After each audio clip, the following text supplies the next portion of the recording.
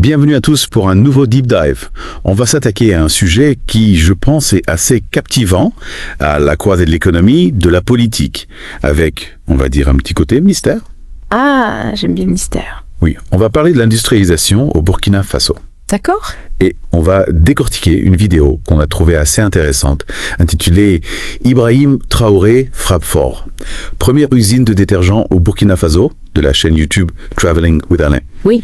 Et cette vidéo, en fait, défend une vision, disons, panafricaine de l'industrialisation.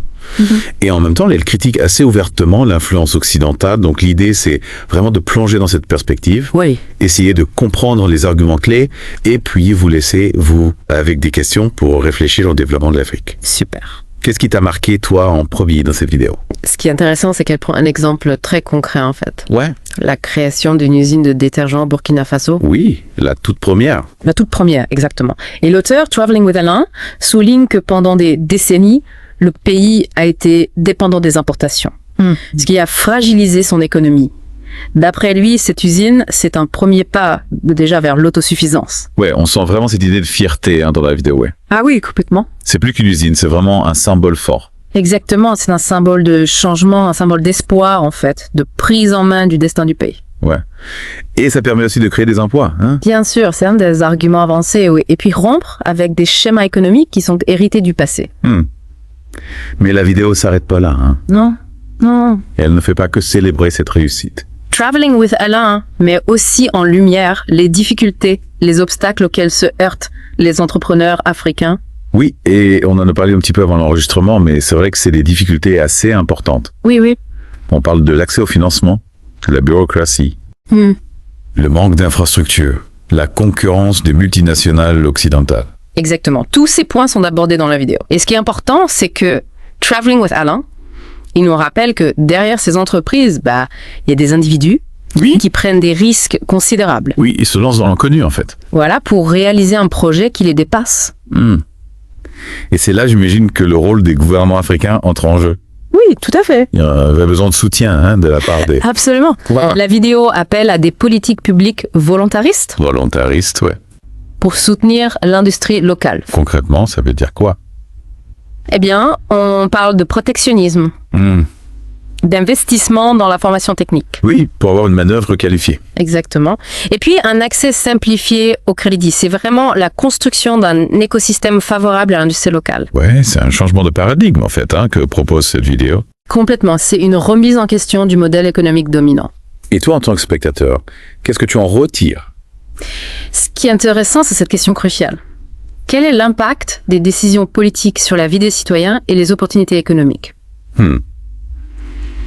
C'est un lien qu'on fait rarement, hein? Traveling with Anna le fait très bien. Et la vidéo va encore plus loin, hein? Oui, oui. Elle pointe du doigt l'Occident. Et l'argument principal, c'est que l'Occident profiterait de la dépendance de l'Afrique aux exportations de matières premières. Oui. Et qu'il s'opposerait à une véritable industrialisation du continent. Oui, c'est une accusation forte. Ah oui, carrément. Il faut l'examiner avec prudence. Traveling with Alain, il appuie son propos en citant des exemples précis. Oui, comme Des embargos, des blocages financiers, des manipulations diplomatiques. Il parle même de coup d'État. Oui, orchestrés pour saboter les efforts d'industrialisation. C'est énorme. Bien sûr, il faut rester critique. C'est une interprétation parmi d'autres. Bien sûr.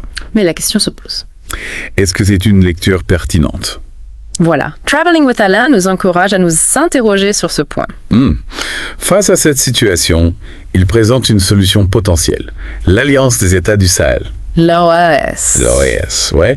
Donc, le Burkina Faso, le Mali et le Niger s'unissent pour rejeter l'influence occidentale et affirmer leur souveraineté. Exactement. Et là, on met l'accent sur la coopération panafricaine. Traveling with Alain détaille toutes ces initiatives de partage d'expertise, de mutualisation des infrastructures, de création de nouvelles routes commerciales au sein du continent. C'est vraiment une vision d'une Afrique qui se prend en main, Complètement. sans dépendre de l'aide extérieure. Mais cette résistance, elle a un coût. Oui, c'est vrai. La vidéo mentionne les sanctions, l'isolement diplomatique auxquels font face les pays de l'AES. Ouais, l'indépendance a un prix. Tout à fait. C'est une tension palpable dans la vidéo. Entre la volonté d'autonomie et les pressions extérieures. Ouais, on sent un plaidoyer pour un changement profond. Oui, on n'a fait qu'effleurer la surface. On va continuer l'exploration. Dans un instant. Reprenons notre analyse de cette vidéo. Ibrahim Traoré frappe fort. Première usine de détergent au Burkina Faso. Oui, de Traveling with Alain. Exactement. Et ce qui est intéressant, c'est qu'il ne se contente pas de dresser un constat. Il propose une véritable lecture historique des relations entre l'Afrique et l'Occident. Oui, il suggère en fait que le système économique mondial actuel a été conçu pour maintenir l'Afrique dans un rôle de fournisseur de matières premières au profit des pays développés. C'est assez audacieux comme perspective. Absolument. Il prend l'exemple du franc CFA, Ah oui? toujours sous le contrôle de la France, selon lui, comme un symbole de cette domination économique. Et il avance l'idée que l'industrialisation de l'Afrique menacerait cet ordre établi. Parce que les pays africains pourraient contrôler leurs propres richesses. Exact. Et réduire leur dépendance aux importations. C'est ça. D'ailleurs, pour étayer cette thèse, il cite des exemples de ce qu'il qualifie de sabotage de l'Occident. On parle d'embargo, de pression diplomatique. Il va jusqu'à parler de coups d'État orchestrés contre des pays africains qui cherchent à s'émanciper. Oui, on a l'impression qu'il accuse l'Occident d'entraver délibérément le développement de l'Afrique. C'est ça, pour préserver ses intérêts. La vidéo mentionne même l'utilisation d'institutions internationales. Oui, quoi. Le FMI et la Banque mondiale pour imposer des politiques qui serviraient les intérêts des multinationales étrangères. Donc là, on comprend mieux comment cette vidéo s'inscrit dans un courant panafricain qui prône une rupture avec l'ordre économique mondial actuel. Tout à fait. Mais au-delà de la critique, quelle solution propose-t-il? Bien, Traveling with Alain, il met en avant l'exemple de l'Alliance des États du Sahel, l'AES. Oui, Qui regroupe le Burkina Faso, le Mali et le Niger. Ces pays ont fait le choix de rejeter l'influence occidentale et de coopérer pour développer une industrie locale forte. Donc l'AES est présenté comme un modèle de coopération sud-sud. Une alternative au modèle de développement imposé par l'Occident. Exactement. La vidéo insiste sur le partage d'expertise, la mutualisation des infrastructures. La création de nouvelles routes commerciales intra-africaines. Voilà. C'est vraiment l'idée d'une Afrique qui s'organise entre elles, Oui, qui prend son destin en main, sans l'Occident. sans l'Occident. Ce qui est intéressant, c'est que Traveling with Alain, il ne nie pas les difficultés auxquelles l'AES est confrontée. On parle de sanctions économiques, d'isolement diplomatique, de campagnes de dénigrement dans les médias occidentaux. Donc c'est pas facile de s'engager dans cette voie. Non, clairement pas. Mais malgré ces obstacles, il présente l'AES comme un espoir pour l'Afrique. Une preuve que le continent peut se prendre en charge et se libérer de la tutelle occidentale. On perçoit une conviction profonde, Ah oui, clairement. un appel à l'action, pour soutenir ce mouvement, Ouais, la vidéo interpelle le spectateur. en l'invitant à se questionner sur son propre rôle dans cette transformation. Comment chacun peut-il contribuer à ce changement? C'est un appel à s'engager. Traveling with Alain nous encourage à réfléchir à nos choix de consommation, à soutenir les entreprises africaines, à nous informer sur les enjeux économiques et politiques du continent. Il nous incite à remettre en question nos idées reçues sur l'Afrique et son développement. C'est une invitation à devenir acteur du changement. Exactement. Mais est-ce que cette vision est réaliste, Né? Quels sont les défis concrets à relever pour un pays comme le Burkina Faso qui souhaite s'engager sur cette voie? La vidéo met en avant un changement de paradigme.